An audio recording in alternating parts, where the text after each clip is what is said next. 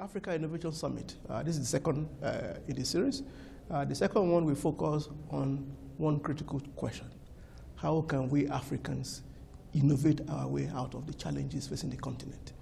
We've had for almost time immemorial now that we face challenges in getting access to potable drinking water, access to basic health care, access to energy. Only about 20% of our population have access to power, to energy, access to even governance, being able to govern ourselves properly. We have elections and the results become a drama to release. So we are trying to see how do we bring African intellectuals, African policymakers, African innovators, young people on the continent, and even community activists to sit together, over a period of time to begin to reflect on these issues. Mm-hmm. How do we innovate ourselves out of these fundamental challenges? Because we look at innovation not simply as a technology or scientific or engineering issue. It's a societal issue. It is too important to be left only to the engineers and the scientists. And we have to find a way to get ourselves, all the stakeholders engaged in this process so we can begin to build an ecosystem around the continent that is more propitious, that is more conducive for innovation to take hold. And not to take hold only in the economic realm, but in all the different aspects of society.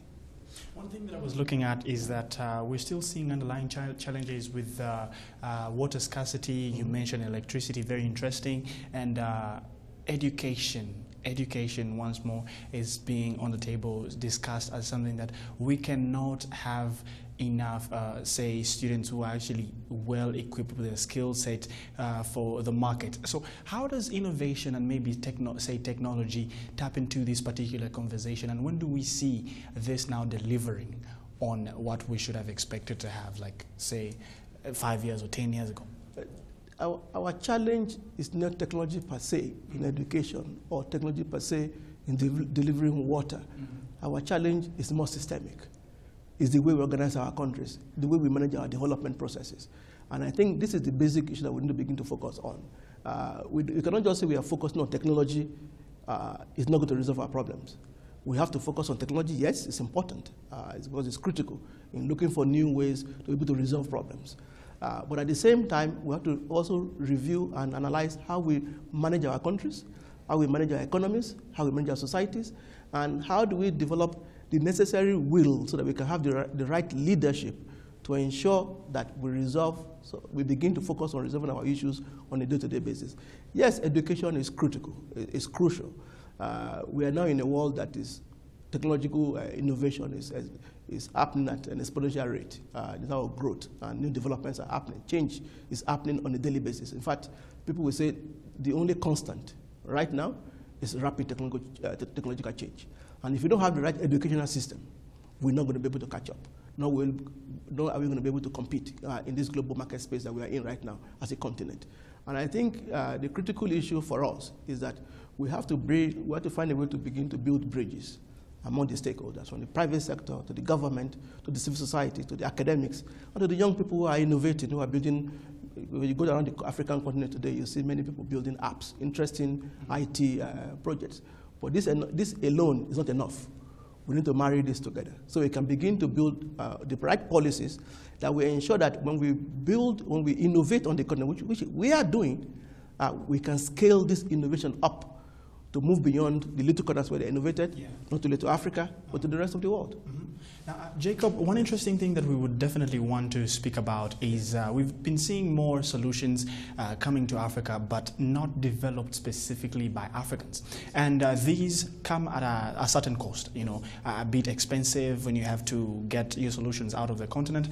How much in these conversations are we yet to see entrepreneurs or even African startups being given a chance to prove that they can actually develop homegrown solutions? I think if we look at some examples around the continent, like Cape Verde, for example. Cape Verde is a small island country. Over the last 15 years or so, the government set up an agency, National Agency for Innovation Society. And they were able to work together and build systems that the country needed, from electoral management, ID, tax payment, public financial management. This has been done. If you go to Kenya, there are lots of apps, a lot of ideas coming up. You go to Nigeria. We have the capacity to innovate on the continent.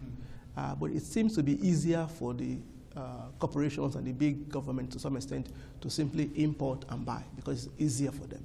And this is partly also because we have a deficit within our innovation system. Our innovation system in Africa is just emerging to some extent. And so we have failures in the areas, for example, financing, having the right policy environment that provide incentives for young people and for older people to get engaged in this sector. For example, you find a startup, say in Kenya or in Nigeria, you have your brilliant idea. You probably get the little money from your family to start.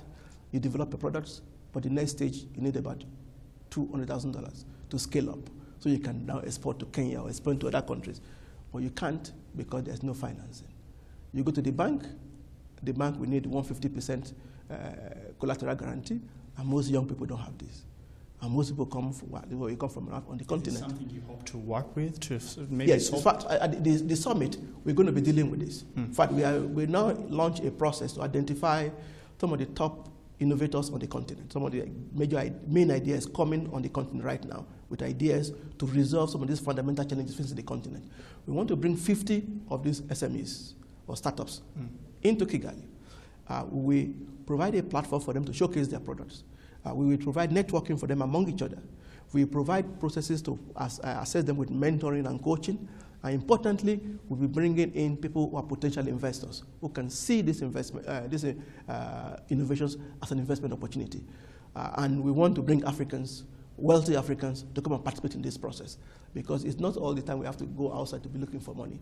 There is resources on the continent, and we have to see how we bring African policymakers, African elite with resources, African investors, African innovators, African academics, so we can come together to begin to see how we can work together to transcend some of these challenges that is facing the continent.